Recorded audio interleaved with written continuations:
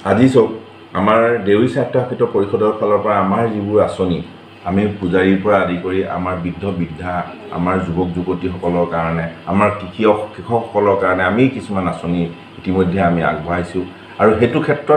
সেইটো কাৰণে আমি আজি বলিষ্ঠভাৱে ক'ব পৰা হৈছোঁ যে আমাৰ দেউৰী জনগোষ্ঠীৰ ফালৰ পৰা 2026 চনত এটা সুন্দৰ ৰিজাল্ট আমি দিম আৰু সেই সুন্দৰ ৰিজাল্টটো আপোনালোকে 2026 চনত পাব। আমাৰ যিবোৰ পৰিষদীয় এৰিয়াত আছে আমাৰ যিসকল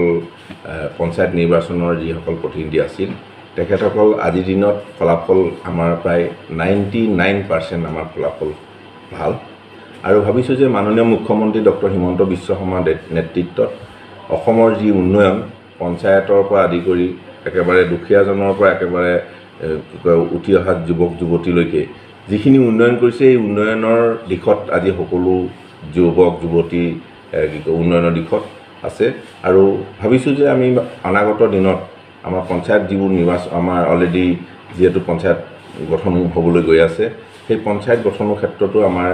যিসকল প্ৰতিনিধি আছে তেখেতসকলক মই শুভেচ্ছা জনাইছোঁ। তেখেতসকলৰ যোগেদি ধুনীয়াকৈ আকৌ উন্নয়নৰ আৰু যাতে আজি মাননীয় মুখ্যমন্ত্ৰী ডাঙৰীয়াই যিখিনি উন্নয়ন কৰিছে তাতোতকৈ আৰু যাতে ত্বৰান্বিত কৰিব পাৰে উন্নয়ন এইখিনি ক্ষেত্ৰত তেওঁলোকক মই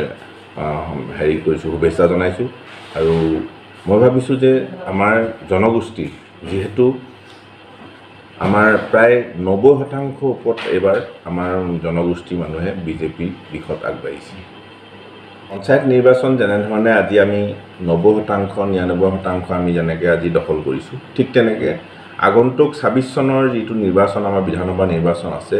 মাননীয় মুখ্যমন্ত্ৰী ডক্টৰ হিমন্ত বিশ্ব শৰ্মা ডাঙৰীয়াৰ নেতৃত্বত তেখেতৰ যিখিনি কৰ্মৰাজিয়ে আজি সেই 26 চনৰ ইলেকশ্যনত আজি পঞ্চায়তত যি ধৰণে আগবাঢ়িছে তাতোতকৈ বহু গুণে আৰু আগবাঢ়ি যাব আৰু যিহেতু উন্নয়ন দিশটো আজি চাই আছে আৰু আমাৰ যুৱক যুৱতীসকল পঢ়া শুনা আমাৰ ছাত্ৰ ছাত্ৰীসকল আৰু বৃদ্ধ বৃদ্ধাৰ পৰা একেবাৰে শিশুটিলৈকে যিখিনি কাম কৰি আছে প্ৰত্যেকটো মনৰ কথা আজি মাননীয় মুখ্যমন্ত্ৰী ডাঙৰীয়াই কৰি আছে সেই মনৰ কথাখিনি যিখিনি আমি ক'ব নোৱাৰোঁ সেইখিনি আজি তেখেতে নিজেই ভাবি আজি কৰাই আছে। গতিকে অসমখনৰ উন্নয়ন আজি চাওক আপুনি আন্তঃগাঁথনি অসমৰ যি আন্তঃগাঁথনি সাংঘাতিক ৰূপত এটা পৰিৱৰ্তন আজি জাতি জনগোষ্ঠী সকলো সমন্বয়েৰে আজি আগবঢ়াই লৈ যোৱাত আজি মাননীয় মুখ্যমন্ত্ৰী ডাঙৰীয়াই পদক্ষেপ লৈছে। আগৰ যি কংগ্ৰেছ চৰকাৰ আছিল আপোনালোকে গম পায় তাত জাতি জনগোষ্ঠী